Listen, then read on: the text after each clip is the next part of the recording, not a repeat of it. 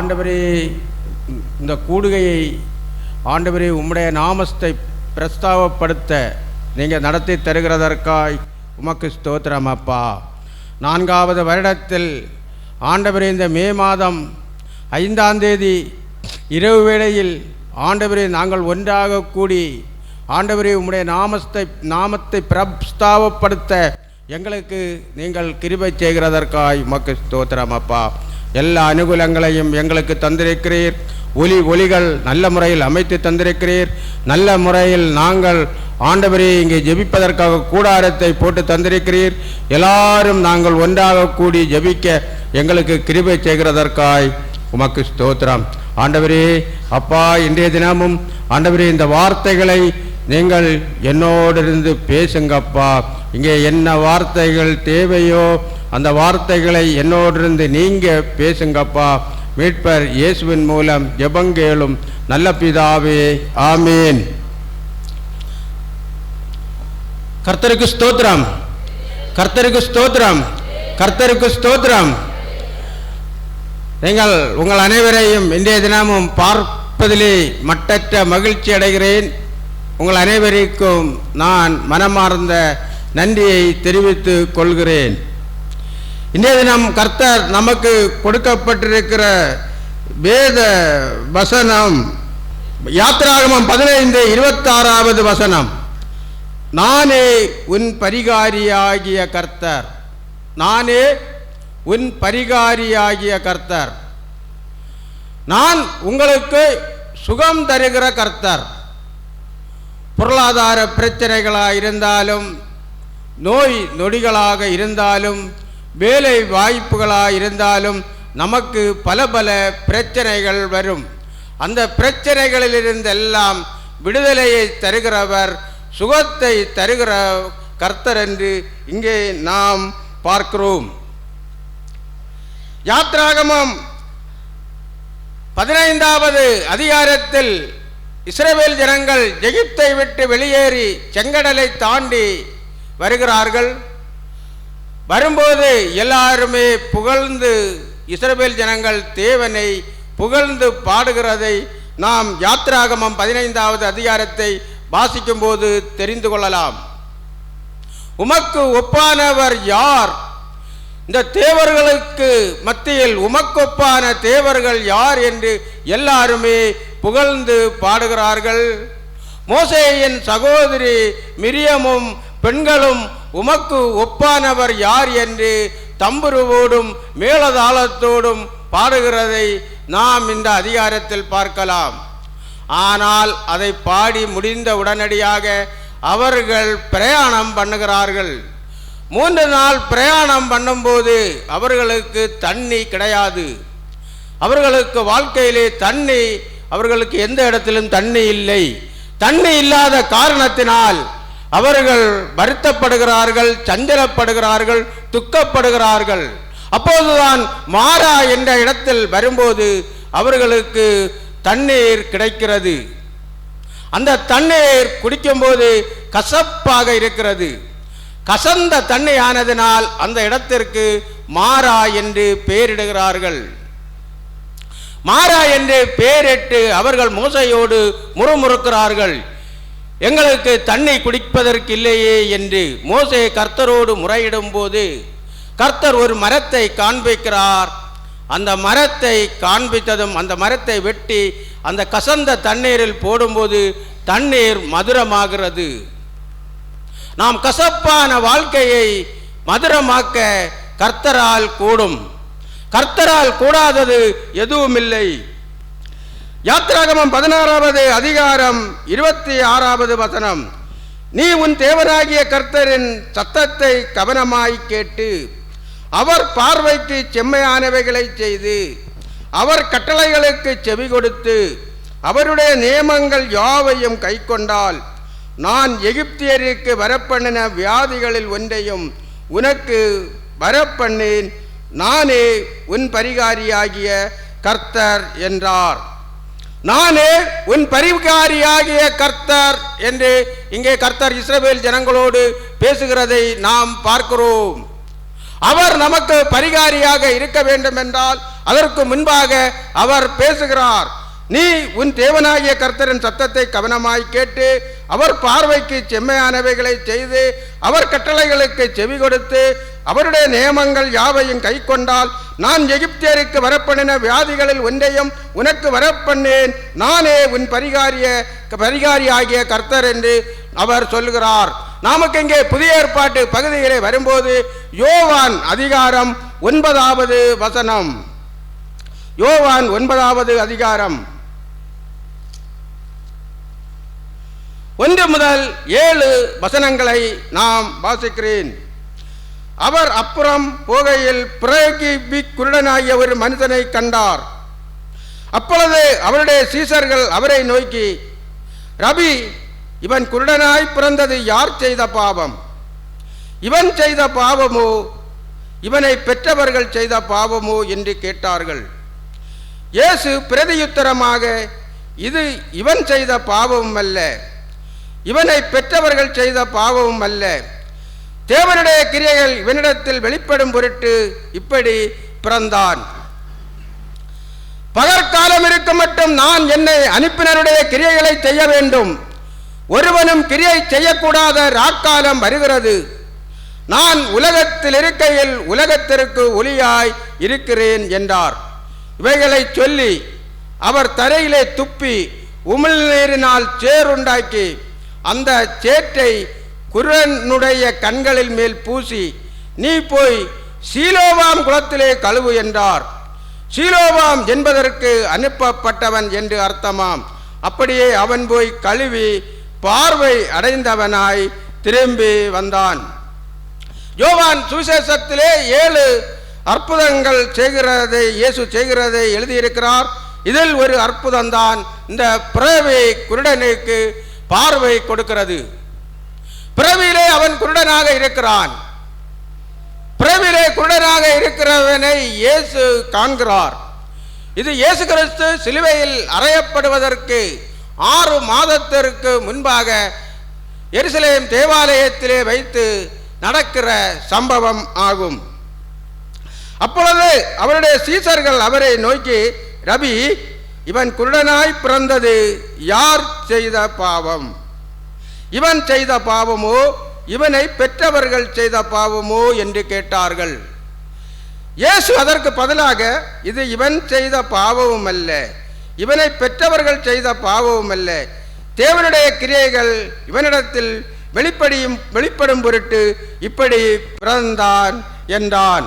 2 Samuel 3வது அதிகாரம், 2 Samuel 3வது அதிகாரத்திலே தாவீது இங்கே பேசுகிறதை நாம் பார்ப்போம்.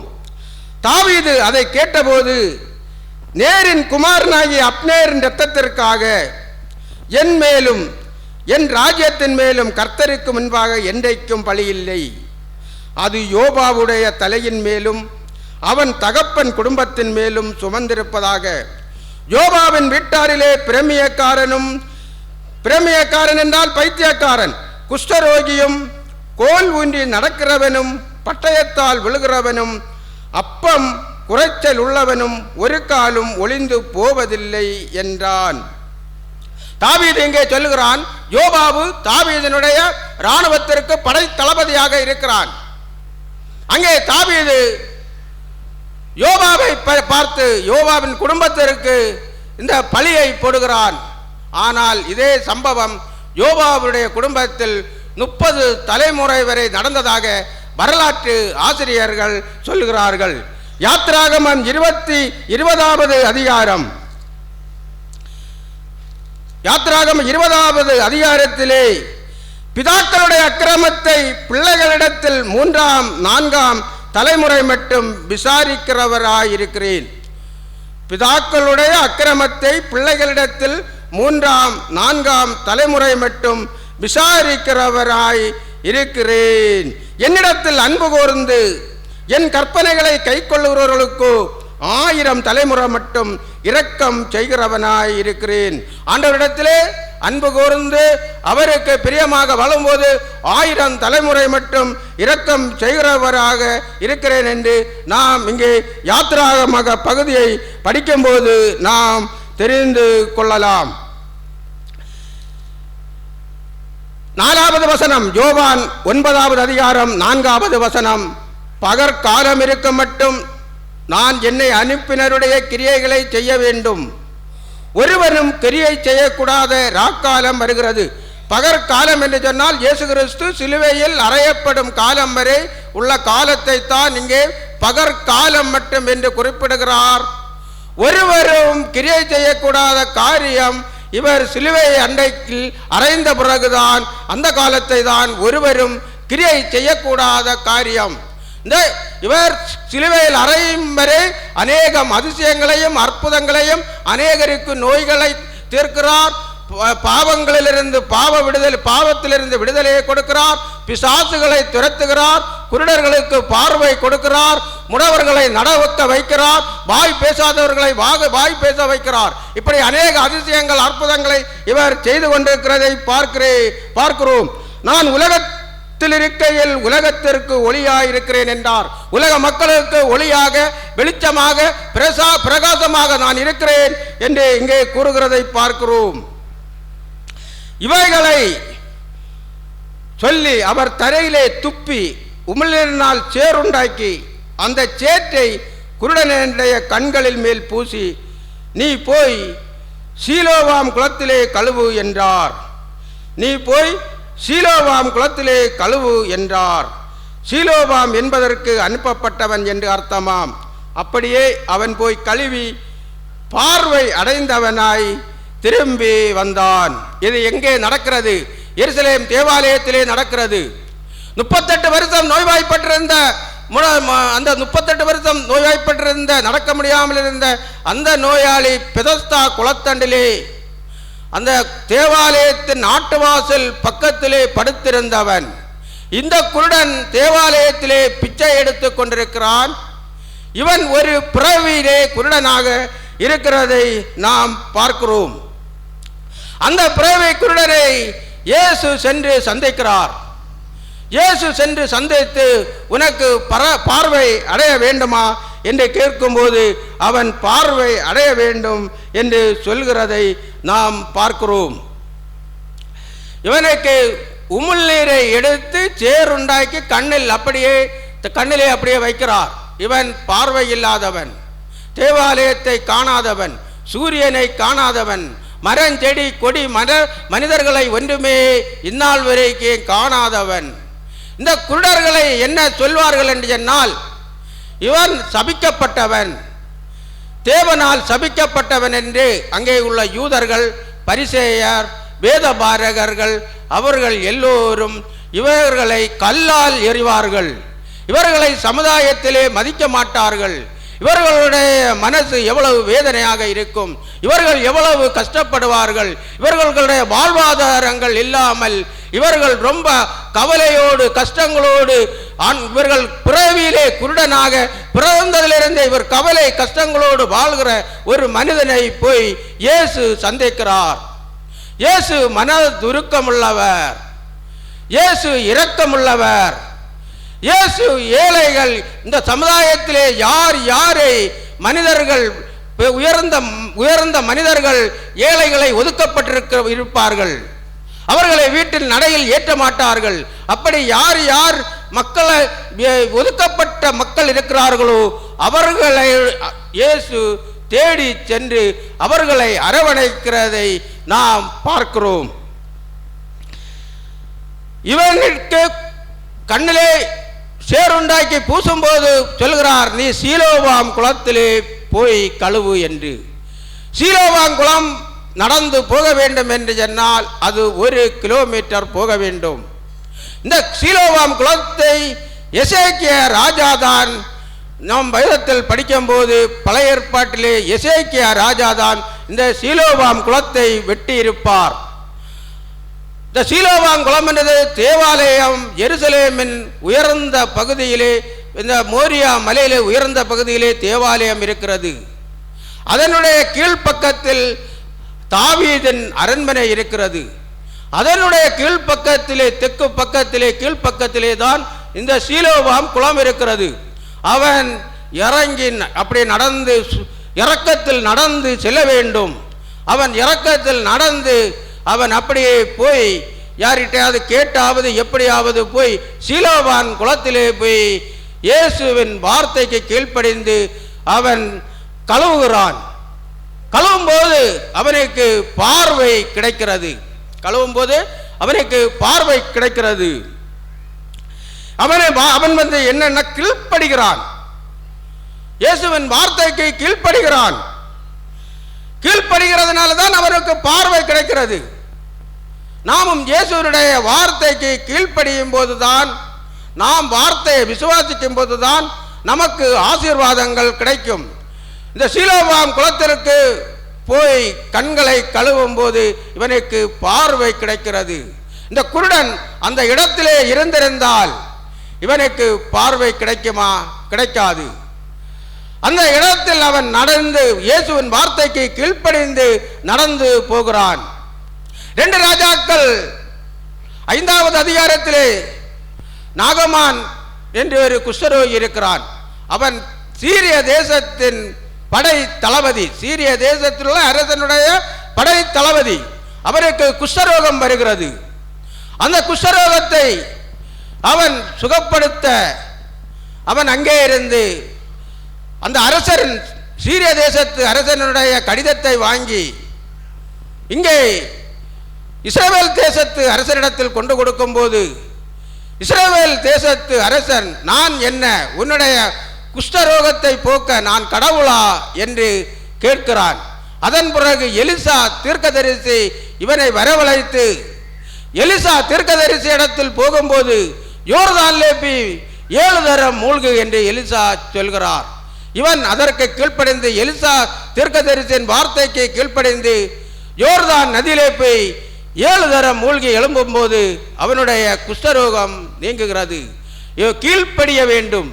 கீழ்ப்படியும் போதுதான் இவனுக்கு, நமக்கு யாருக்கா இருந்தாலும் கீழ்ப்படிய வேண்டும். இந்த வார்த்தைகளுக்கு கீழ்ப்படிய வேண்டும். இந்த வேத வார்த்தைகளை நாம் விசுவாசிக்க வேண்டும்.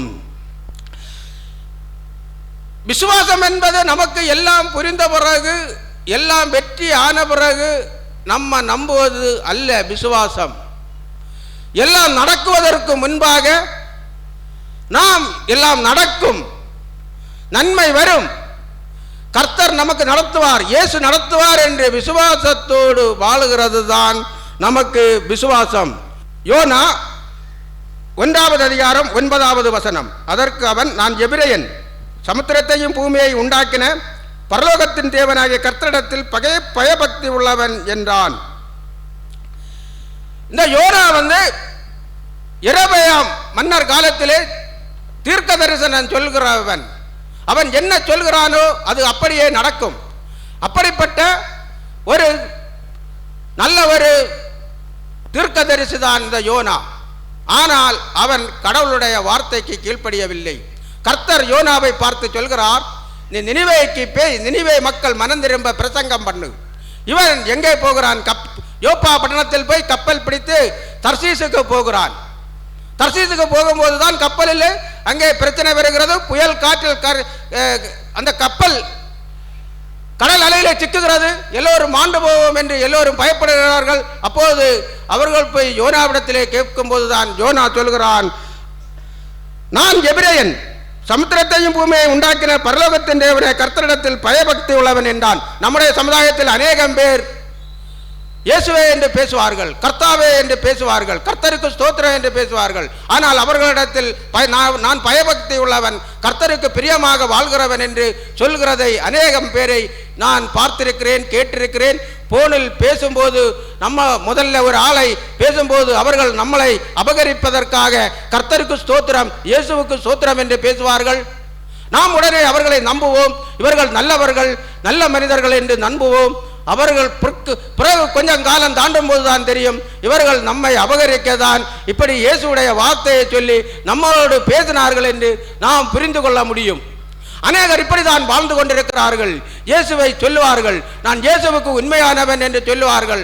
ஆனால் காரியங்கள் வரும்போது அவர்கள் தேவனுக்கு பிரியமில்லாமல் இயேசுவை விசுவாசிக்காமல் அவர்கள் வாழ்ந்து கொண்டிருக்கிறதை காண்கிறோம். இங்கே யோனாவும் கர்த்தரைக்கு பிரியமில்லாமல் கர்த்தரை மறுதலித்து இங்கே தர்சீசுக்கு போய்கொண்டிருக்கிறதையும் நாம் இந்த வேத பகுதியில் நாம் பார்க்கிறோம். ஏசாயா 42வது அதிகாரம், ஏசாயா 42வது அதிகாரம்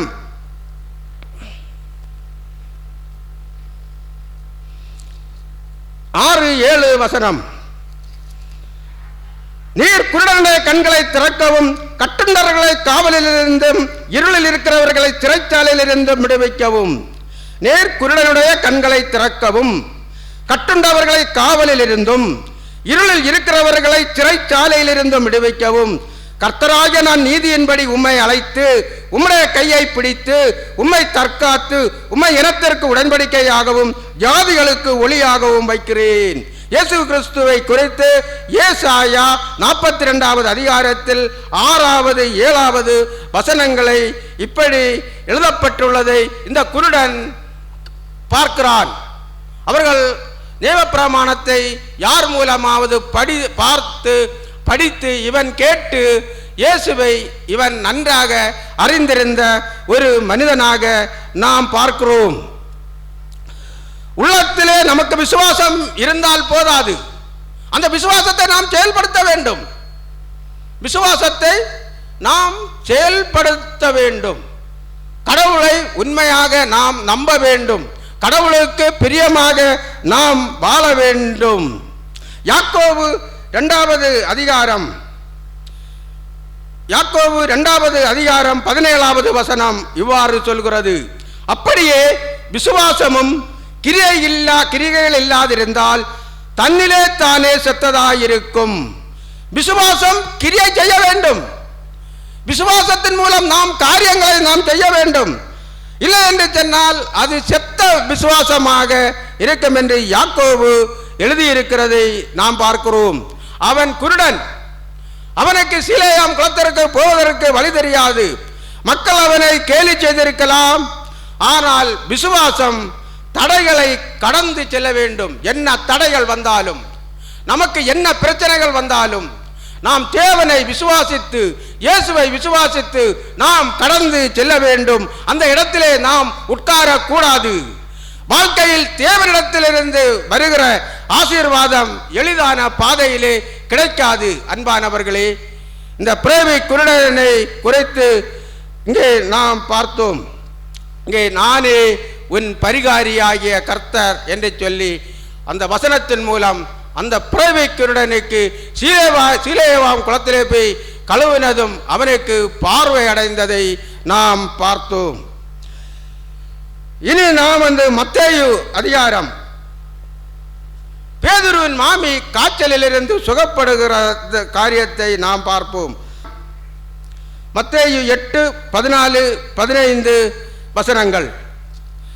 இயேசு பேதுருவின் வீட்டிலே வந்து அவன் மாமி ஜுரமாய் கிடக்கிறதை கண்டார். அவர் அவள் கையை தொட்டவுடனே ஜுரம் அவளை விட்டு நீங்கிட்டு அவள் எழுந்திருந்து அவர்களுக்கு பணிவிடை செய்தாள்.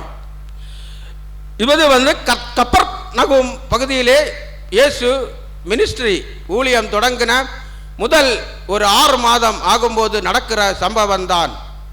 கலிலியா பகுதியிலே கப்பர்நகூம் பகுதியிலே நடக்கிறது. இது பேதுருவினுடைய மாமியார் ஜுரமாக இருக்கிறார். இங்கே நாம் அநேகம் பேர் நமக்கு காய்ச்சல் ஜுரம் வரும்போது நாம் ஆஸ்பத்திரிகளில் போகிறோம், சுகமில்லாமல் இருக்கிறோம். அநேகர் காய்ச்சல் என்று சொல்வார்கள், ஆஸ்பத்திரியிலே போய் இறந்து போகிறதையும் பார்க்கிறோம். கடும் ஜுரமாக இங்கே இவள் இருக்கிறாள்.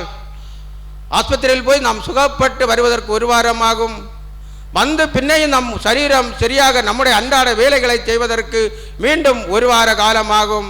அந்த மாதிரி சூழ்நிலையில் இன்றைக்கு நவீன மெடிக்கல் துறை வந்தபோதும் நான் இப்படிதான் வாழ்ந்து கொண்டிருக்கிறோம். அன்றைய காலத்தில் மெடிக்கல் துறைகள் ஒன்றும் கிடையாத காலகட்டத்திலே இந்த பேதுருவின் மாமியார் அங்கே காய்ச்சலாக இருக்கிறதை பார்க்கிறோம். லூக்கா 4வது அதிகாரம்.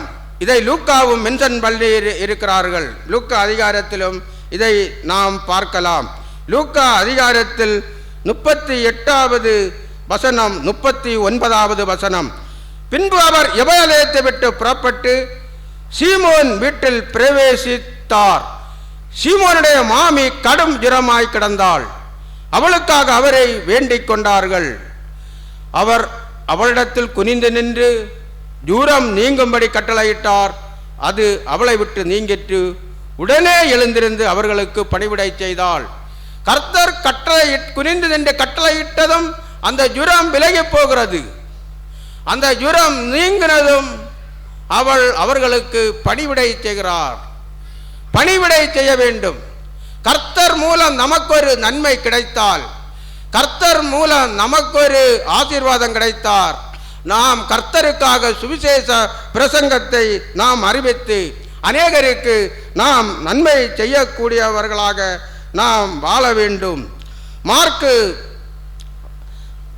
அதிகாரத்திலே நாம் மார்க்கு அதிகாரத்தில் இதை நன்றாக மார்க்கு எழுதியிருக்கிறார். மார்க்கு 1வது அதிகாரம். மார்க்கு 1வது அதிகாரம் என்று சொல்லும்போது இயேசு ஊழியம் தொடங்கின காலகட்டம் 29 முதல் 31 வரை. உடனே அவர்கள் ஜெப ஆலயத்தை விட்டு புறப்பட்டு யாக்கோவோடும் யோவானோடும் கூட சீமோன் அந்திரேயா என்பவருடைய வீட்டில் பிரவேசித்தார்கள். இவருக்கு அப்போது 4 சீசர்கள் தான் இருக்கிறார்கள். 12 சீசர்கள் வந்து சேரவில்லை. இது ஊழியம் தொடங்கின காலகட்டத்திலே நடக்கிறது. அங்கே சீமோனுடைய மாமி ஜுரமாய் கிடந்தாள். உடனே அவர்கள் அவளை குறித்து அவருக்கு சொன்னார்கள். அவர் கிட்ட போய் அவள் கையை பிடித்து அவளை தூக்கி விட்டார். உடனே ஜுரம் அவளை விட்டு நீங்கிற்று. அப்பொழுது அவர்களுக்கு பணிவிடை செய்தார். இங்கேயும் கிட்டே போய் கைகளை பிடித்து தூக்குகிறார். கைகளை பிடித்து தூக்கும் போது அவளுக்கு சுகம் கிடைக்கிறது. 12 வருடம் பெரும்பாடுபட்ட ஸ்திரீ இயேசுவின் தொங்கலை தொட்டதும் அங்கே அவளுக்கு சுகம் கிடைக்கிறது. எவீருடைய மகளை, இறந்து போன மகளை கையை பிடித்து தொட்டதும் அவளுக்கு உயிர் கிடைக்கிறது. இறந்து போன லாசருவை 3 நாள் கடித்து உயிரோடு வெளியே வா என்று சொல்லி லாசரு உயிரோடு வருகிறதை நாம் பார்க்கிறோம். மார்க்கு 1வது அதிகாரம் 30வது வசனம். அங்கே சீமோனுடைய மாமி ஜுரமாய் கிடந்தாள். உடனே அவர்கள் அவளை குறித்து அவருக்கு சாட்சி சொன்னார்கள். லூக்கா இவ்வாறு பதிவு செய்திருக்கிறார். லூக்கா 4வது அதிகாரம் 39வது வசனம். அவர் அவளிடத்தில் குனிந்து நின்று ஜுரம் நீங்கும்படி கட்டளையிட்டார். குனிந்து, எவ்வளவு தாழ்மையாக குனிந்து ஜுரம் நீங்கும்படி கட்டளையிட்டார். அது அவளை விட்டு நீங்கிற்று. உடனே அவள் எழுந்திருந்து அவர்களுக்கு பணிவிடை செய்தாள். இயேசு நம்மளை தொடும்போது நமக்கு சுகம் வரும். இயேசு நம் வீட்டில் வரும்போது நமக்கு சுகம் கிடைக்கும். இயேசு நம்முடைய வீட்டில் வரும்போது நம்முடைய பிரச்சனைகள் எல்லாம் மாறும். நமக்கு அவர் ஆசீர்வாதத்தை தருவார். இயேசு நம்மை தொட வேண்டும், நம்முடைய வீட்டில் வர வேண்டும். அதற்கு நாம் பாத்திரமாக, நாம் அவருக்கு பிரியமாக நாம் மாற வேண்டும். மார்க்கு 2வது அதிகாரம் 1 முதல் 12 வசனம். இங்கே நாம் ஒரு திமிர்வாதக்காரனுக்கு இயேசு சுகம் கொடுக்கிறதை நாம் பார்ப்போம். நானே உன் பரிகாரியாகிய கர்த்தர், நானே உனக்கு சுகம் கொடுக்கிற கர்த்தர். மார்க்கு 2வது அதிகாரம் 1 முதல் 12 வரை. சில நாட்களுக்கு பின்பு அவர் மறுபடியும் கப்பர்நாகூமுக்கு போனார். அவர் வீட்டில் இருக்கிறார் என்று ஜனங்கள் கேள்விப்பட்டு உடனே வாசலுக்கு முன்னும் நிற்க இடம் போதாதபடிக்கு அநேகர் கூடி வந்திருந்தார்கள். அவர்களுக்கு வசனத்தை போதித்தார். அப்பொழுது 4 பேர் ஒரு திமிர்வாதக்காரனை சுமந்து கொண்டு அவரிடத்தில் வந்தார்கள். ஜனக்கூட்டத்து நிமித்தம் அவருக்கு சமீபமாக சேரக்கூடாமல் அவர் இருந்த வீட்டின் மேற்கூரையை பிரித்து திறப்பாக்கி திமிர்வாதக்காரன் கிடக்கிற படுக்கையை இறக்கினார்கள். இயேசு அவர்கள் விசுவாசத்தை கண்டு திமிர்வாதக்காரனை நோக்கி, மகனே, உன் பாவங்கள் உனக்கு மன்னிக்கப்பட்டது என்றார். அங்கே உட்கார்ந்திருந்த வேதபாரகரில் சிலர், இவன் இப்படி தேவ தூஷணம் செல்லுகிறதென்ன? தேவன் ஒருவரே என்று பாவங்களை மன்னிக்கத்தக்கவன் யார் என்று தங்கள் இருதயங்களில் சிந்தித்து கொண்டிருந்தார்கள். அவர்கள் தங்களுக்குள்ளே இப்படி சிந்திக்கிறார்கள் என்று இயேசு உடனே தம்முடைய ஆவியில் அறிந்து அவர்களை நோக்கி, நீங்கள் உங்கள் இருதயங்களில் இப்படி சிந்திக்கிறது என்ன? உன் பாவங்கள் உனக்கு மன்னிக்கப்பட்டதென்று சொல்வதோ, எழுந்து உன் படுக்கையை எடுத்துக்கொண்டு நடவென்று சொல்வதோ எது எளிது? பூமியிலே பாவங்களை மன்னிக்க மனிதகுமாரனுக்கு அதிகாரம் உண்டென்பதை நீங்கள் அறிய வேண்டும் என்று சொல்லி திமிர்வாதக்காரனை நோக்கி, நீ எழுந்து உன் படுக்கையை எடுத்துக்கொண்டு உன் வீட்டுக்கு போ என்று உனக்கு சொல்லுகிறேன் என்றார். உடனே அவன் எழுந்து தன் படுக்கையை எடுத்துக்கொண்டு எல்லாருக்கும் முன்பாக போனான். அப்பொழுது எல்லாரும் ஆச்சரியப்பட்டு, நாம் ஒரு காலம் இப்படி கண்டதில்லை என்று சொல்லி தேவனை மகிமைப்படுத்தினார்கள். இங்கே மார்க் 2வது அதே அதிகாரத்திலே ஒரு திமிர்வாதக்காரனுக்கு சுகம் கொடுக்கிறதை நாம் பார்க்கலாம். மார்க் 2வது அதிகாரம் 3வது வசனம். அப்பொழுது 4 பேர் ஒரு திமிர்வாதக்காரனை சுமந்து கொண்டு அவரிடத்தில் வந்தார்கள். 4 பேர் சேர்ந்த திமிர்வாதக்காரன், அவனால் நடக்க முடியாது. அவனை ஒரு கட்டிலே மாதிரி ஒரு இதில் வைத்து அவனை தூக்கி கொண்டு இயேசு இங்கே இங்கே சுவிசேஷம் அறிவித்துக் கொண்டிருக்கிறார், நாம் அவரிடத்தில் போனால் சுகமாகும் என்று 4 பேர் அந்த திமிர்வாதக்காரனை சுமந்து கொண்டு வருகிறார்கள். இந்த திமிர்வாதக்காரனை சுமந்து கொண்டு வருகிற 4 பேர் ஒன்று அவனுடைய வேலைக்காரர்களாக இருக்கலாம், இல்லை அவனுடைய சொந்த பந்தங்களாக இருக்கலாம், இல்லை நண்பர்களாக இருக்கலாம். அவர்களுக்கு விசுவாசம் இருக்கிறது. இயேசு கிறிஸ்துவினிடத்தில் நாம் போனால் இந்த திமிர்வாதக்காரன் சுகமாவான் என்று முழுவதுமாக நம்புகிறார்கள். ஆனால் இவர்கள் சுமந்து கொண்டு அங்கே போகும்போது அவர் அங்கே இருக்கிற வீட்டிலே சுற்றிலும் அதிகமான ஜனக்கூட்டம் இருக்கிறது. அதிகமான பேர் அங்கே ஜனக்கூட்டம் வீடை சூழ்ந்து இருக்கிறார்கள். இயேசு அங்கே பிரசங்கித்துக் கொண்டிருக்கிறார். இவர்கள் அந்த 4 பேரும் இயேசு இப்போது வல்லமை விளங்கிக் கொண்டிருக்கிற நேரம், இந்த நேரத்தில் இயேசு அண்டைக்கு கொண்டு செல்ல வேண்டும் என்று சொல்லி வீட்டிலே, அந்த காலகட்டத்திலே வீடு பெரிய வீடாக அது இருந்திருக்கிறது. அது ஏதா இருந்தாலும் சீமோன் பேதுரு வீடாக தான் இருந்திருக்க வேண்டும். கப்பர்நாகுமிலே சீமோன் பேதுருடைய வீட்டிலே தான் அவர் தங்கி ஊழியம் செய்கிறதை நாம் வேதத்திலே படிக்க முடியும். அந்த வீட்டிலே இவனை மேலே ஏற்ற வேண்டும். பக்கவாட்டிலே படிக்கட்டு இருக்கிறது. இந்த பக்கவாட்டு படிக்கட்டு மூலம் மேலே கொண்டு போய் அந்த கூரையை பொழிக்கிறதாக நாம் இங்கே பார்க்கிறோம். ஜனக்கூட்டத்தின் நிமித்தம் அவருக்கு சமீபமாய் சேரக்கூடாமல் அவர் இருந்த வீட்டின் மேற்கூரையை பிரித்து திறப்பாக்கி திமிர்வாதக்காரன் கிடக்கிற படுக்கையை இறக்கினார்கள். லூக்கா 5வது அதிகாரத்திலே, லூக்கா 5வது அதிகாரம் 19வது வசனம். ஜனக்கூட்டம் மிகுதியாயிருந்தபடியால் அவனே உள்ளே கொண்டு போகிறதற்கு வகை காணாமல் வீட்டின் மேல் ஏறி தட்டோடுகள் வழியாய் ஜனங்களின் மத்தியில் இயேசுவுக்கு முன்பாக அவனை படுக்கையோடு இறக்கினார்கள். அந்த வீடு தட்டோடுகள் பதிக்கப்பட்ட வீடு. அன்றே சுமார் 2000 வருடங்களுக்கு முன்பு நடக்கிற சம்பவம் இது. தட்டோடுகள், அந்த வீட்டிலே தட்டோடுகள் அன்றைய காலகட்டத்தில் களிமண்ணால் சுட்டு தட்டோடுகளை உண்டு பண்ணி இருக்கிறார்கள். இது ஒரு பெரிய வீடு, பெரிய பணக்காரர் வசதி படைத்தவனுடைய வீடு. இது பேதுருடைய வீடாக இருக்கலாம். தட்டோடுகள் பதிக்கப்பட்டிருக்கிறது. இந்த தட்டோடு இங்கே மார்க் எழுதும் போது கூரை என்று எழுதுகிறார். லூக்கா அதை பதிவு செய்யும் போது தட்டோடுகள் நிறைய வீடு என்று பதிவு செய்கிறதை நான் பார்க்கிறோம். தட்டோடுகளை பொழிக்க வேண்டும் என்று சொன்னால் இந்த திமிர்வாதக்காரன் நல்ல வசதி படைத்தவன். இதை தட்டோடுகளை பொழித்து இறக்கி சுகம் பெற்று அதை சரி பண்ணி கொடுக்க ஒரு வசதி வாய்ப்பு உடையவனாக நாம் பார்க்கலாம். அதனால்தான் அவர்கள் பொழிக்கும் போது யாருமே, அந்த வீட்டு உடைமையர்கள் யாரும் எந்த தகராறோ தீமையோ துறக்கக்கூடாது என்று ஒன்றுமே செய்யவில்லை. இயேசு அண்டைக்கு இறக்கும் போது அந்த தட்டோடுகளை பொழித்து இறக்கும் போது இறக்கி இயேசு அண்டைக்கு கொண்டு போகிறார்கள். இயேசு அவர்கள் விசுவாசத்தை காண்கிறார்.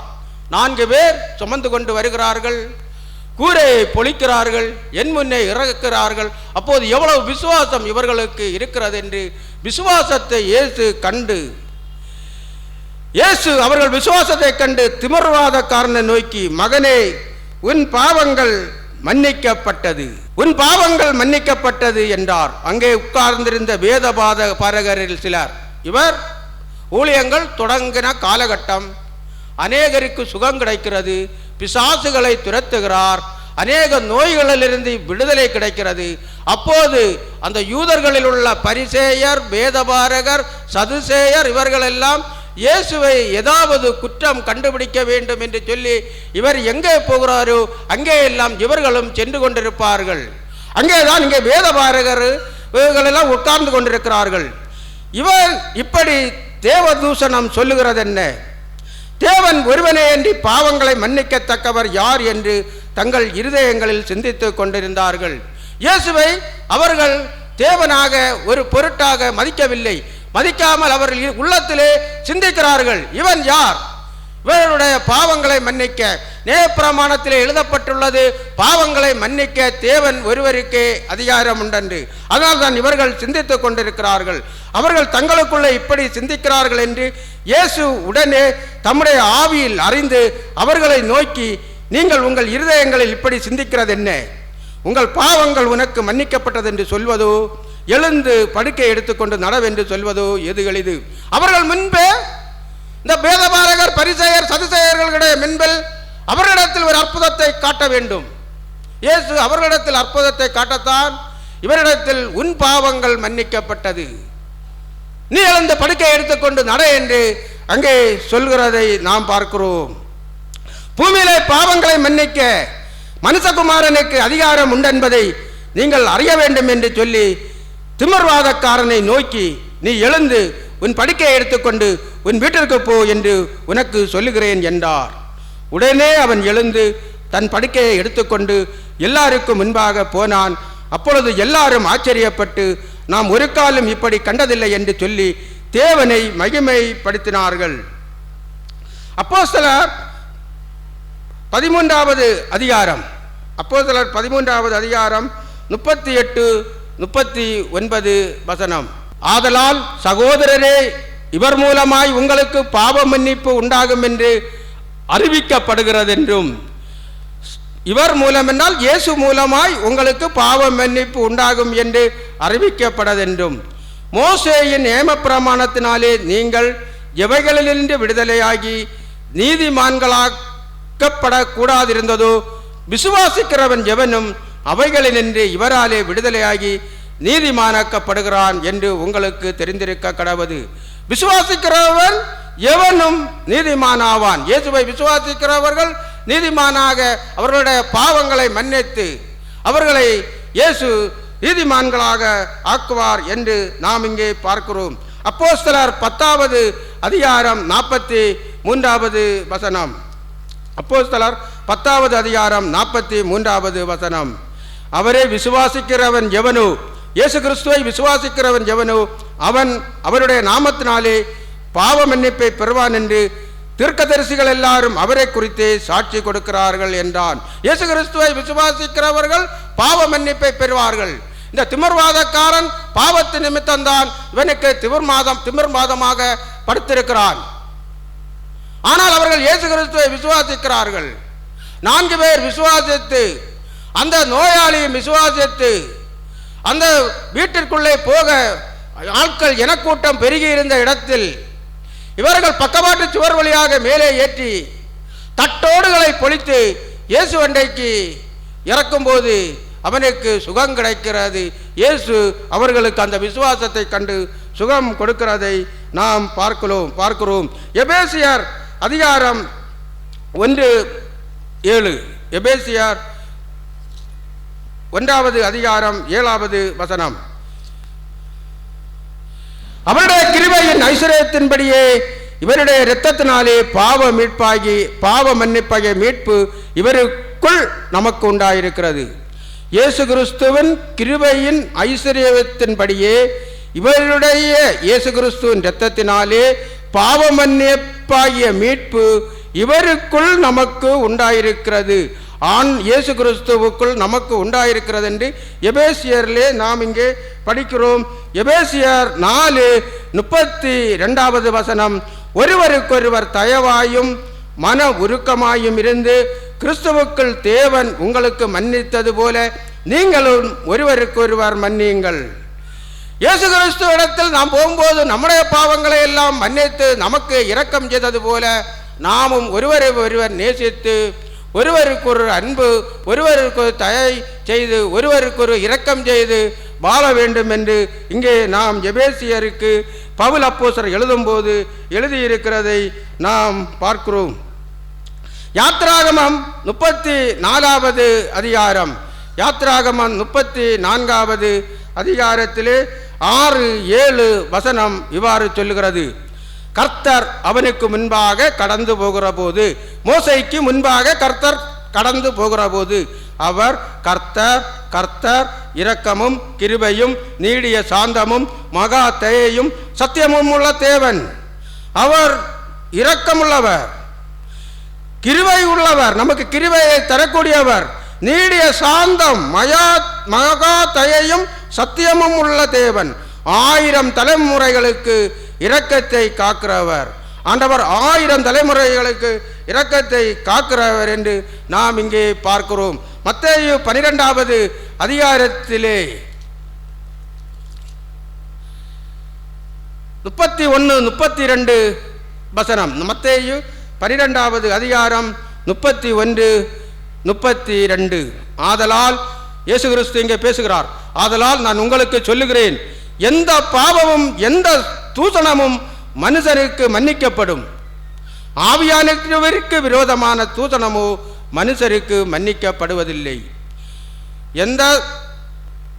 நான் உங்களுக்கு சொல்லுகிறேன், எந்த பாவமும் எந்த தூசணமும் மனுஷருக்கு மன்னிக்கப்படும், ஆவியானவருக்கு விரோதமான தூசணமோ மனுஷருக்கு மன்னிக்கப்படுவதில்லை என்று இயேசு கிறிஸ்து சொல்கிறார்.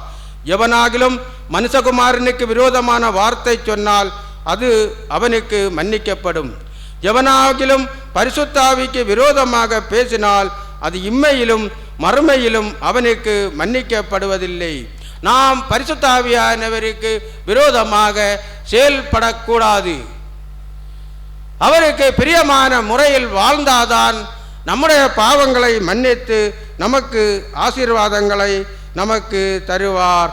நானே உன் பரிகாரியாகிய கர்த்தர் என்று இங்கே திமிர்வாதக்காரனுக்கு பரிகாரத்தை கொடுத்து அவனை சுகப்படுத்துகிறதை நாம் இங்கே பார்க்கிறோம். லூக்கா அதிகாரத்திலே குஷ்டரோகி ஒருத்தனை நாம் பார்ப்போம். லூக்கா அதிகாரம் 5வது அதிகாரம் 12-14 வரை. லூக்கா அதிகாரம் 5:12-14 வரை. பின்பு அவர் ஒரு பட்டணத்தில் இருக்கையில் குஷ்டரோகம் நிறைந்த ஒரு மனுஷன் இயேசுவை கண்டு முகங்குப்புற விழுந்து, ஆண்டவரே, உமக்கு சித்தமானால் என்னை சுத்தமாக்க உம்மாலே ஆகும் என்று அவரை வேண்டிக் கொண்டான். அவர் தமது கையை நீட்டி அவனை தொட்டு, எனக்கு சுத்தமுண்டு, சுத்தமாகு என்றார். உடனே குஷ்டரோகம் அவனை விட்டு நீங்கிற்று. அவர் அவனை நோக்கி, நீ இதை ஒருவருக்கும் சொல்லாமல் போய் உன்னை ஆசாரியனுக்கு காண்பித்து நீ சுத்தமானது நிமித்தம் மோசே கட்டளையிட்டபடியே அவர்களுக்கு சாட்சியாக பலி செலுத்து என்றார். குஷ்டரோகிகள் என்றால் எல்லாராலேயும் புறக்கணிக்கப்பட்டவர்கள். ஒரு குஷ்டரோகம் வந்தால் ஒரு அன்றைக்குள்ள காலகட்டத்திலே ஒருதனுக்கு குஷ்டரோகம் வருகிறது என்று சொன்னால் அவன் ஊரை விட்டு பிரித்து தனியாக அவனை அமர்த்துவார்கள். அவன் சொந்த பந்தங்கள், குடும்பத்தார், மனைவி, பிள்ளைகளை விட்டு தனியாக அவன் செல்ல வேண்டும். தனியாக பாளையத்தை விட்டு, அவர்களுடைய ஊரை விட்டு வெளியே அவன் தங்க வேண்டும். குஷ்டரோகி லேவியராகமம் பகுதியிலே 13வது அதிகாரத்திலே ஒரு குஷ்டரோகி நோயுள்ளவன் ஆசாரியனை காண்பித்து அவன் தனியாக வாழ வேண்டும் என்று நாம் பார்க்கிறோம். லேவியராகம் 14வது அதிகாரத்திலே குஷ்டரோகம் சுகமான பிறகு ஆசாரியனிடத்தில் காண்பித்து சுகம் பெற்றதை அந்த ஆசாரியன் உறுதிப்படுத்தி அதன் பிறகு குடும்பத்தில் சேர்த்து கொள்ளலாம் என்றும் லேவியராகமம் 13வது அதிகாரமும் 14வது அதிகாரமும் எழுதப்பட்டுள்ளதை நாம் பார்க்கிறோம். இந்த குஷ்டரோகிகள் ஒரு தெருவிலே நடந்து சென்று கொண்டிருக்கும் போது வியாபாரிகள் வியாபாரம் செய்தால் அந்த வியாபாரிகளிடத்தில் போய் யாருமே பொருட்களை வாங்க மாட்டார்கள். இந்த குஷ்டரோகிகள் போகும்போது நான் தீட்டு தீட்டு என்று சத்தமிட்டு கொண்டு செல்ல வேண்டும். இந்த குஷ்டரோகிகளை மற்ற நல்ல முறையில் வாழ்கிறவர்கள் இவர்கள் பாவத்தினால்தான் இந்த குஷ்டரோகம் வந்தது. குஷ்டரோகம் என்று சொன்னால் உடம்பில் குஷ்டம் வந்தவுடன் அவனுடைய உடம்பை அரிக்கும். ஆனால் அவன் நடந்து செல்லும் போது காலில் வலி இருக்காது.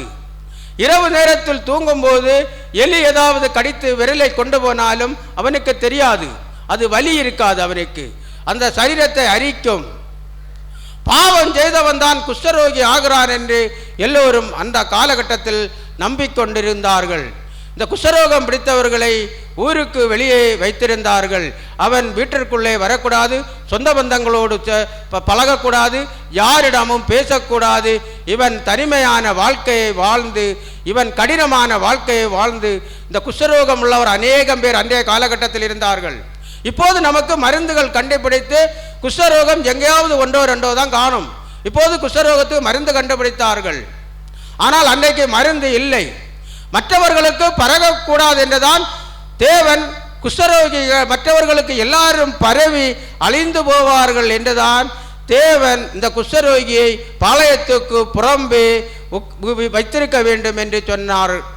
ஆனால் இந்த குஷ்டரோகியை எல்லாருமே வெறுத்தார்கள். அவனை கண்டால் கல்லால் எடுத்து எறிவார்கள்.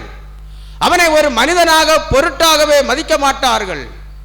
அவன் உணவுக்கு வழி இல்லாமல் அவன் ரொம்ப வேதனையோடு மனவேதனையோடு பாரத்தோடு யாரோடும் தொடர்பில்லாமல் மனவேதனையோடு வாழ்ந்து கொண்டிருக்கிறவர்கள் தான் இந்த குஷ்ட ரோகிகள். லூக்கா 4வது அதிகாரம் 16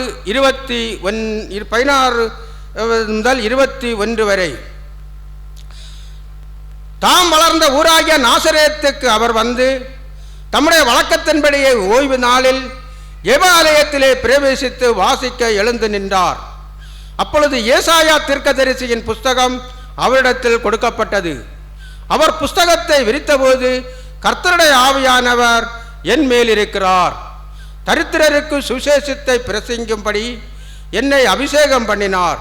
இருதயம் நறுங்குண்டவர்களை குணமாக்கவும், சிறைப்பட்டவர்களுக்கு விடுதலையையும், குருடருக்கு பார்வையும் பிரசித்தப்படுத்தவும், நொறுங்குண்டவர்களை விடுதலையாக்கவும், கர்த்தருடைய அனுக்கிரக வருஷத்தை பிரசித்தப்படுத்தவும் என்னை அனுப்பினார் என்று எழுதியிருக்கிற இடத்தை அவர் கண்டு வாசித்து புஸ்தகத்தை சுருட்டி பணிவிடைக்காரரிடத்தில் கொடுத்து உட்கார்ந்தார். ஜெப ஆலயத்தில் உள்ள எல்லாருடைய கண்களும் அவர் மேல் நோக்கமாயிருந்தது. அப்பொழுது அவர் அவர்களுடைய பேசத் தொடங்கி, உங்கள் காதுகள் கேட்க இந்த வேத வாக்கியம் இன்றைய தினம் நிறைவேறிற்று என்றார். இங்கே ஏசாயா தீர்க்கதரிசி கர்த்தரை பற்றி, இயேசுவை பற்றி எழுதியிருக்கிறார். எப்படி எழுதியிருக்கிறார்? 18வது வசனம், லூக்கா 4வது அதிகாரம். கர்த்தருடைய ஆவியானவர் என் மேல் இருக்கிறார். இயேசு கிறிஸ்துவோடு கர்த்தருடைய ஆவியானவர் இருக்கிறார். தரித்திரருக்கு சுவிசேஷத்தை பிரசிக்கும்படி என்னை அபிஷேகம் பண்ணினார். இருதயம் நறுங்குண்டவர்களை குணமாக்கவும், சிறைப்பட்டவர்களுக்கு விடுதலையையும், குருடருக்கு பார்வையும் பிரசித்தப்படுத்தவும், நொறுங்குண்டவர்களை விடுதலையாக்கவும், கர்த்தருடைய அனுக்கிரக வருஷத்தை பிரசித்தப்படுத்தவும் என்னை அனுப்பினார் என்று எழுதியிருக்கிற வசனத்தை அவர் அங்கே வாசிக்கிறதை நாம் பார்க்கிறோம். இதை இந்த குஷ்டரோகி இங்கே பார்த்திருக்கலாம். இந்த குஷ்டரோகி இன்னும் 4வது அதிகாரம் 40வது வசனம், 4வது அதிகாரம் 40வது வசனத்திலே, சூரியன் அஸ்தமித்த போது ஜனங்கள் எல்லாரும் தங்களுக்குள்ளே பல பல வியாதிகளால் வருத்தப்பட்டவர்களை அவரிடத்தில் கொண்டு வந்தார்கள். அவர்கள் ஒவ்வொருவர் மேலும் அவர் தம்முடைய கைகளை வைத்து அவர்களை சுஸ்தமாக்கினார்.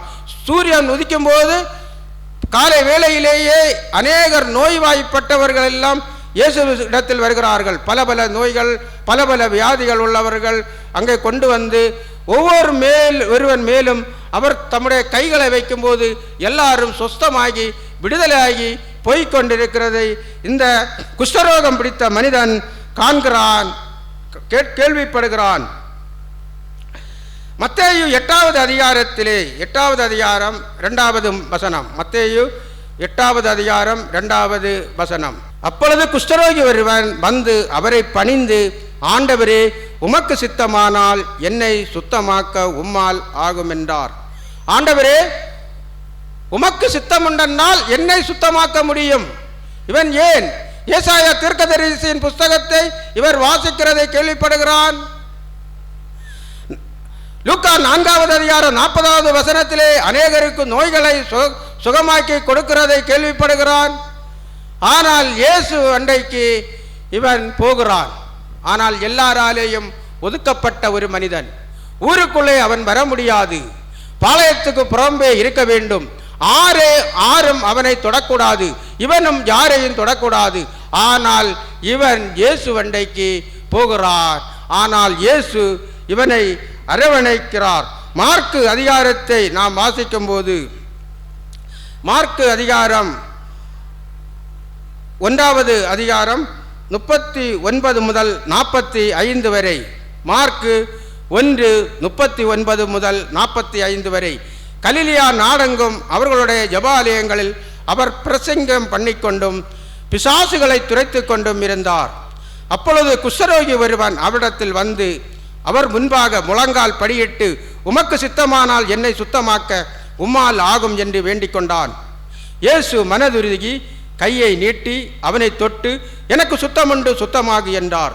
இப்படி அவர் சொன்னவுடனே குஷ்டரோகம் அவனை விட்டு நீங்கிற்று. அவன் சுத்தமானான். அப்பொழுது அவர் அவனை நோக்கி, நீ இதை ஒருவருக்கும் சொல்லாதபடிக்கு எச்சரிக்கையாயிரு. ஆயினும் நீ போய் ஆசாரியனுக்கு உன்னை காண்பித்து, நீ சுத்தமானது நிமித்தம் மோசே கட்டளையிட்டிருக்கிறவைகளை அவர்களுக்கு சாட்சியாக செலுத்து என்று கண்டிப்பாய் சொல்லி உடனே அவனை அனுப்பிவிட்டார். அவனோ புறப்பட்டு போய் இந்த சங்கதி எங்கும் விளங்கும்படியாக பிரசித்தம் பண்ண தொடங்கினான். அதனால் அவர் வெளியரங்கமாய் பட்டணத்திலே பிரவேசிக்க கூடாமல் வெளியே வனாந்தரமான இடங்களிலே தங்கியிருந்தார். எருசலேமிலிருந்து ஜனங்கள் அவரிடத்திற்கு வந்தார்கள். இவர் சுகமாக்கி கொடுக்கிறார். வெளியே யாருக்கிடமும் சொல்லக்கூடாது என்று சொல்கிறார். ஏனென்றால் இவர் போகிற இடத்திலெல்லாம் பயங்கரமான மக்கள் கூட்டம். இவருக்கு குறித்த காலத்தில் எல்லா இடமும் சுவிசேஷம் பண்ண வேண்டும், எல்லா மக்களுக்கும் சுவிசேஷம் பிரசிக்க வேண்டும், நோய்களை சுகமாக்க வேண்டும். ஆனால் வெளியே சொல்லும்போது பேசும்போது இன்னும் அநேகர் வரும்போது இவருடைய ஊழியம் தடைபடும் என்றுதான் வெளியே நீ எங்கேயும் யாருக்கும் சொல்லாதே என்று இயேசு சொல்லுகிறார். ஆனால் இவன் வெளியே எங்கும் போய் சொல்லுகிறதை நாம் பார்க்கிறோம். நாகமான் 2 ராஜாக்கள்ல அவனுக்கு குஷ்டரோகம் தீர்ந்தது பழைய ஏற்பாட்டிலே. மிரியாம் மோசேயினுடைய சகோதரி, மிரியாமுக்கும் குஷ்டரோகம் வந்து மோசே கர்த்தரோடு அழுது புலம்பிய போது அவனுக்கும் அந்த குஷ்டரோகம், அவளுக்கும் குஷ்டரோகம் விலகியது.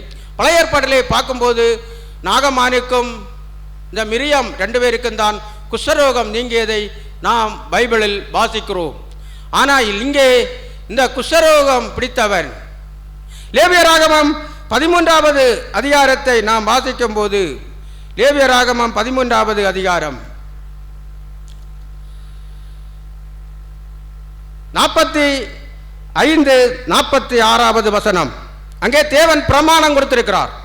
அந்த வியாதி உண்டாயிருக்கிற குஷ்டரோகி வஸ்திரம் கிழிந்தவனாயும் தன் தலையை மூடாதவனாய் இருந்து அவன் தன் தாடியை மூடிக்கொண்டு தீட்டு தீட்டு என்று சத்தமிட வேண்டும். அந்த வியாதி உண்டாயிருக்கிறவன் நடந்து போகும்போது தீட்டு தீட்டு என்று சொல்லிக்கொண்டு போக வேண்டும். அந்த வியாதி அவனில் இருக்கும் நாள் வரைக்கும் தீட்டுள்ளவனாக எண்ணப்பட கடவன். தீட்டு என்று சொன்னால் பாவம். தேவனிடத்தில் மக்களிடத்திலும் தேவனிடத்தில் செல்வதற்கு அவனை பாவம் பிரிக்கிறது. தீட்டு என்று சொன்னால் பாவம் என்றுதான் அன்றைக்கு உள்ளவர்கள் நம்பிக்கொண்டிருந்தார்கள். அவன் தீட்டுள்ளவனே, ஆகையால் அவன் தனியே குடியிருக்க வேண்டும். அவன் குடியிருப்பு பாளையத்துக்கு புறம்பே இருக்க கடவது. 2 நாளாகமம் 26வது அதிகாரத்திலே உசியா ராஜாவுக்கு இந்த குஷ்டரோகம் நோய் வந்தது. அவன் சாகுற காலம் வரை குஷ்டரோகத்தினால்தான் அவன் வாழ்ந்தான். ஆசாரியன் செய்ய வேண்டிய வேலையை இவன் அரசனானவன் போய் செய்தது நிமித்தம் உடனே அவனுக்கு குஷ்டரோகம் வந்ததை 2 நாளாகமம் 26வது அதிகாரத்திலே நாம் படிக்க பார்க்கலாம். லூக்கா மார்க்கு 1வது அதிகாரம் 39 முதல் 45 வரை நாம் படித்தோம். ஆனால் இயேசு 41வது வசனத்திலே மனதுருகி கையை நீட்டி அவனை தொட்டு எனக்கு சுத்தம் உண்டு சுத்தமாகு என்றார். மனதுருகிறார், கையை நீட்டி அவனை தொட்டு, யாரும் தொடக்கூடாத ஒரு மனிதனை இயேசு தொட்டு எனக்கு சுத்தம் உண்டு சுத்தமாகு என்றார். இப்படி அவர் சொன்னவுடனே குஷ்டரோகம் அவனை விட்டு நீங்கிற்று, அவன் சுத்தமானான். அப்பொழுது அவர் அவனை நோக்கி, நீ இதை ஒருவருக்கும் சொல்லாதபடிக்கு எச்சரிக்கையாயிரு, ஆயினும் நீ போய் ஆசாரியனுக்கு உன்னை காண்பித்து நீ சுத்தமானது நிமித்தம் மோசே கட்டளையிட்டிருக்கிறவர்களை அவர்களுக்கு சாட்சியாக செலுத்து என்று கண்டிப்பாய் சொல்லி உடனே அவனை அனுப்பிவிட்டார். லேவியராகமம் 14வது அதிகாரம் 2 முதல் 7 வசனங்களை நான் வாசிக்கிறேன். இங்கே குஷ்டரோகி சொஸ்தமானால் அவன் என்ன செய்ய வேண்டும், எது செய்ய வேண்டும் என்று தேவன் நியமப்பிரமாணம் கொடுத்திருக்கிறார் மோசேக்கு. குஷ்டரோகியுடைய சுத்திகரிப்பின் நாளில் அவனுக்கு அடுத்த பிரமாணம் என்னவென்றால், அவன் ஆசாரியனிடத்தில் கொண்டு வரப்பட வேண்டும். ஒரு குஷ்டரோகி சுகமாகும் போது அவன் ஆசாரியனிடத்திற்கு செல்ல வேண்டும். ஆசாரியன் பாளையத்துக்கு புறம்பே போய் குஷ்டரோகியின் குஷ்ட வியாதியை சொஸ்தமாயிற்று என்று கண்டால், அந்த ஆசாரியன் பாளையத்துக்கு புறம்பே போய் குஷ்டரோகியின் ரோகம் சொஸ்தமாயிற்று என்று கண்டால், சுத்திகரிக்கப்பட வேண்டியவனுக்காக உயிரோடு இருக்கும் சுத்தமான 2 குருவிகளையும் கேதுரு கட்டைகளையும் சிவப்பு நூலையும் ஈசோப்பையும் வாங்கி வர கட்டளையிட கடவன். சுத்தமான 2 குருவி. கேதுரு கட்டை என்று சொன்னால் இயேசுவின் சிலுவையை தான் கேதுரு கட்டை குறிக்கும். சிவப்பு நூல், இயேசு சிவப்பு அங்கியை தரித்திருந்தார். ஈசோப்பு, ஈசோப்பு என்று சொன்னால் பஸ்கா பண்டிகைக்கு ஈசோப்பினால் இரத்தத்தை எடுத்து நிலை வாசல்களின் கதவுகளை வாசல்களை ஈசோப்பினால் இரத்தத்தை எடுத்து அப்படி பூச வேண்டும். அதுதான் ஈசோப்பு. ஈசோப்பை வாங்கி வர கடவன். இந்த சுத்திகரிக்கப்பட்ட குஷ்டரோகி எதெல்லாம் வாங்கி வரணும்? உயிரோடு இருக்கும் சுத்தமான 2 குருவிகளையும் கேதுரு கட்டையையும் சிவப்பு நூலையும் ஈசோப்பையும் வாங்கி வர கட்டளையிட கடவன். பின்பு ஆசாரியன் அந்த குருவிகளில் ஒன்றை ஒரு மண்பாண்டத்தில் உள்ள ஊற்று நீரின் மேல் கொல்லச் சொல்லி, ஆசாரியன் என்ன செய்வான்? அந்த குருவிகளில் ஒன்றை, ஒரு குருவியை தான் கொலை செய்தான். ஒரு குருவி உயிரோடு இருக்கிறது. ஆசாரியன் அந்த குருவிகள் ஒன்றை ஒரு மண்பாண்டத்தில் உள்ள ஊற்று நீர் மேல், மண்பாண்டத்தில் ஊற்று நீர் வருகிறது, அதிலே வைத்து அந்த ஒரு குருவியை கொல்ல வேண்டும்.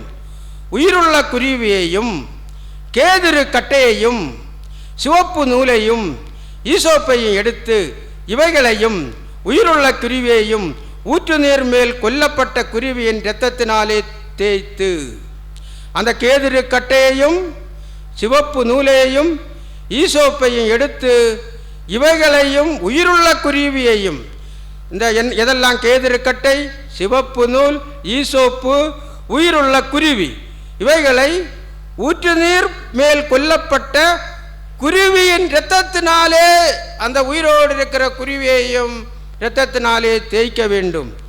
குஷ்டம் நீங்க சுத்திகரிக்கப்படுகிறவன் மேல் 7 தரம் தெளித்து, அந்த குஷ்டரோகி சுத்திகரிக்கப்படுவதற்காக அந்த குருவியினுடைய இரத்தத்தில் ஒரு பங்கை எடுத்து அந்த குஷ்டம் நீங்கினவனுக்கு 7 தரம் தெளிக்க வேண்டும்.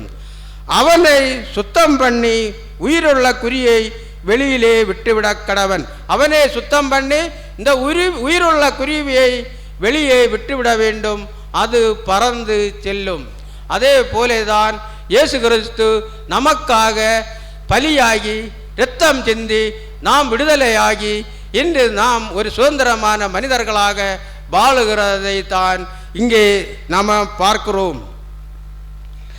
நாம் இன்றைக்கு இந்த வசனத்தை கர்த்தர் நம்மோடு இருந்து பேசினதற்காக நன்றி சொல்லுகிறேன். நாம் அனைவரும் நாம் ஜெபிப்போமாக. கர்த்தரை நோக்கி நாம் ஜெபிப்போமாக. கர்த்தாவே உமக்கு ஸ்தோத்திரம். அப்பா, அனைவரும் எழும்புங்கள், கர்த்தரை நோக்கி ஜெபியுங்கள், ஜெபத்தோடு வாருங்கள், ஜெபத்தோடு போங்கள். இது ஒரு பரிசுத்தமான ஆராதனை. இது எந்த காசுகளுக்கும் வேண்டி நடத்தவில்லை. நீங்கள் பரிசுத்தமாகி தேவனுக்கு பிரியமாக வாழ வேண்டும் என்றுதான் இந்த கூட்டத்தை தேவன் நம்மோடிருந்து நடத்துகிறார். இது எந்த காசு நோக்கத்துக்காக இந்த கூட்டத்தை கூடுகையை நடத்தவில்லை. அனைவரும் கொஞ்ச நேரம் எழும்பி நின்று கர்த்தரோடு நாம் ஜெபிப்போமாக.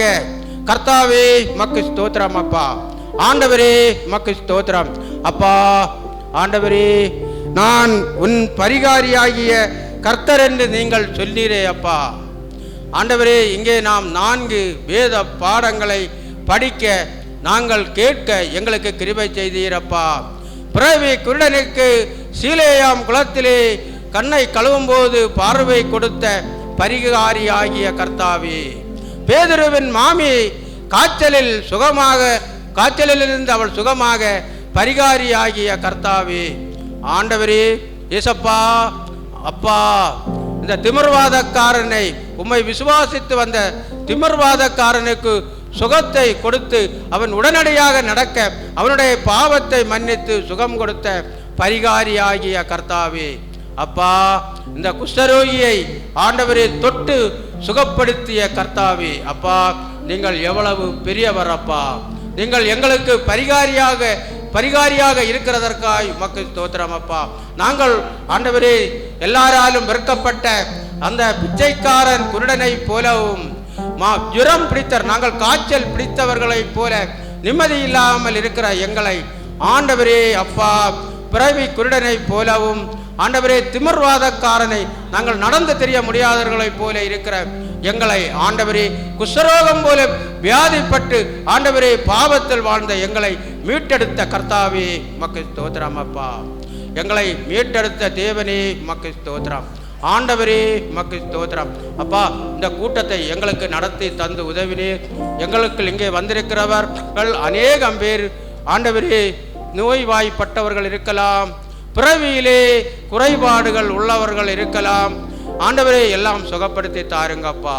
பிறவிலே கூட ஆண்டவரே குறைபாடு உள்ளவர்களை சுகப்படுத்துங்கப்பா. ஆண்டவரே எங்களுடைய ஜெபத்தை கேட்டு எங்களுக்கு நன்மை செய்யுங்கப்பா. ஆண்டவரே இறங்கி வாருங்க இயேசப்பா. ஆவியானவரே இந்த இடத்தில் இறங்கி வாருங்கப்பா. இந்த இடத்தில் இறங்கி வந்து எங்களுக்கு அதிசயம் செய்யுங்கப்பா, எங்களுக்கு அற்புதம் செய்யுங்கப்பா, எங்களுக்கு நன்மைகளை செய்யுங்கப்பா. இங்கே வந்திருக்கிற நாங்கள் ஒவ்வொருவரும் என்னென்ன தேவைகள் இருக்கும் ஆண்டவரே, நீங்கள் ஆண்டவரே சுவிசேஷம் அறிவிக்கும் போது ஆண்டவரே அநேகம் ஏழைகள் வந்தார்கள். அநேகர் ஆண்டவரே ஏழைகள் தான் வந்ததை நாம் வேதத்தில் படிக்கிறோம். எல்லாராலும் ஆண்டவரே புறக்கணிக்கப்பட்டவர்கள் தான் வந்தார்கள். நாங்களும் அப்படிப்பட்டவர்களாகத்தான் இங்கே வந்து உம்மண்டைக்கு வந்து கூடியிருக்கிறோம். இயேசுவே எங்களை நீங்கள் ஆண்டவரே நாங்கள் என்ன பாவங்கள் செய்தாலும் எங்களை அந்த திமிர்வாதக்காரனை மன்னித்தது போல, பிறவி குருடனுக்கு ஆண்டவரை மன்னித்தது போல, ஆண்டவரே குஷ்டரோகியை மன்னித்தது போல எங்களையும் ஆண்டவரே மன்னித்து எங்களுக்கு இரக்கம் செய்யுங்கப்பா. ஆண்டவரே நாங்கள் உமக்கு பிரியமாக வாழ எங்களுக்கு நன்மை செய்யுங்கப்பா. ஆண்டவரே எங்களுக்கு சுகம் தாருங்கப்பா. நாங்கள் உங்களை பரிகாரியாக கர்த்தராக விசுவாசிக்கிறோம். ஆண்டவரே நாங்கள் விசுவாசிக்கிறதுனாலே தான் இங்கே நாங்கள் ஒன்றாக கூடியிருக்கிறோம். அப்பா ஆண்டவரே எங்கள் பிள்ளைகள் சுகமாக, எங்கள் தலைமுறைகள் சுகமாக, ஆண்டவரே சந்ததி சுகமாக, ஆண்டவரே எல்லாருக்கும் நன்மைகளை செய்து கொடுத்து எல்லாம் நன்மை செய்யுங்க. வேலை வாய்ப்புகள் இல்லாதவர்களுக்கு வேலை வாய்ப்புகளை தாருங்க. தொழில்களை எல்லாம் ஆசீர்வதித்து தாருங்க. நாங்கள் என்ன காரியங்கள் நாங்கள் முறையிட்டு ஆண்டவரே அதற்காக உழைக்கிறோமோ, அதற்காக முயற்சி செய்கிறோமோ, அதற்காக நாங்கள் ஓடுகிறோமோ, எல்லா இடத்திலும் அந்த சீலோவாம் குளத்திலே நடந்து போனவனுக்கு அதிசயமும் அற்புதமும் செய்தது போல எங்களுக்கும் ஆண்டவரே நாங்கள் ஓடுகிற பாதையிலும், நாங்கள் நடக்கிற பாதையிலும், நாங்கள் உழைக்கிற பாதையிலும், எல்லா இடங்களிலும் எங்களுக்கு நன்மைகளை செய்து நன்மை செய்யுங்க ஆண்டவரே. இங்கே வந்திருக்கிற ஊழியக்காரர்கள் ஆண்டவரே, பாடகர் குழுவினர், ஆண்டவரே பாடகர்கள் குழுவினர், பாடகர் இருக்கிற ஆண்டவரே எங்கள் பிரதர் செல்லத்துறை சார் ஆண்டவரே, மற்றும் ஒலி அமைத்து தருகிறவர்கள் ஆண்டவரே, பெரிய கட்டியிருக்கிறவர்கள், போஸ்டர் ஒட்டி இருக்கிறவர்கள், இங்கே வந்து ஊழியத்திற்காக இந்த கூட்டத்திற்காக வருகை தந்தவர்கள் எல்லாரையும் நன்மைகளை தந்து எல்லாருக்கும் பரிகாரியாகிய கர்த்தர் நீங்க தான் ஆண்டவரே. நாங்கள் உண்மையை நம்புகிறோம் அப்பா, உண்மையை நாங்கள் விசுவாசிக்கிறோம் அப்பா. எங்களை ஆண்டவரே எல்லா நன்மையால் நிரப்பி அடுத்த மாதம் ஆண்டவரே ஜூன் மாதம் 9ஆம் தேதி கூடுகையை எங்களுக்கு ஆசீர்வாதமாக்கி நல்ல செய்தியை தந்து எங்களோடு இருந்து நடத்துங்க. அநேகர் இங்கே வந்து கூட கிருபை செய்யுங்க ஆண்டவரே. அநேகரை வந்து கூடவும் இது உண்மையான ஊழியம் என்று ஜனங்கள் சகோதரர்கள் தேவ மனிதர்கள் எல்லாம் அறிந்து கொள்ளவும் அநேகர் வந்து கூடவும் எல்லாம் நன்மையாக்கி தந்து உதவுங்கப்பா. மீட்பர் இயேசுவின் மூலம் ஜெபங்கேளும் நல்ல பிதாவே, ஆமென்.